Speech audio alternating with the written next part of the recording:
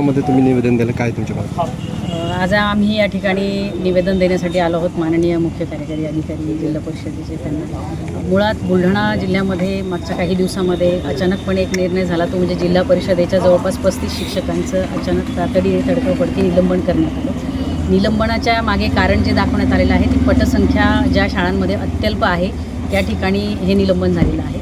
आम्ही माननीय मुख्य कार्यकारी अधिकारी साहेबांना या ठिकाणी निवेदनाच्या माध्यमातून ही मागणी केली की ज्या ठिकाणी खरोखरच शिक्षकांची चुकी असेल त्या ठिकाणचं निलंबन कायम ठेवण्यासाठी हरकत नाही, परंतु ज्या जिल्हा परिषदेच्या शाळांमध्ये शिक्षक कार्यक्षम होते, चांगल्या पद्धतीने शिकवत होते, पालकांची तक्रार नव्हती, परंतु मुळातच त्या गावांमध्ये जन्मदर कमी आहे किंवा अजून काही कारण आहे ठोस की जिल्हा परिषदेच्या शाळेचाच दर्जा खालावलेला आहे, शाळेला इमारत नाही किंवा त्या ठिकाणच्या सोयीसुविधा नाहीत, अशा ठिकाणी शिक्षकाची जर कुठलीही चूक आढळत नसेल तर पूर्ण चौकशी करूनच त्या ठिकाणी ती निलंबनाची कारवाई झाली पाहिजे.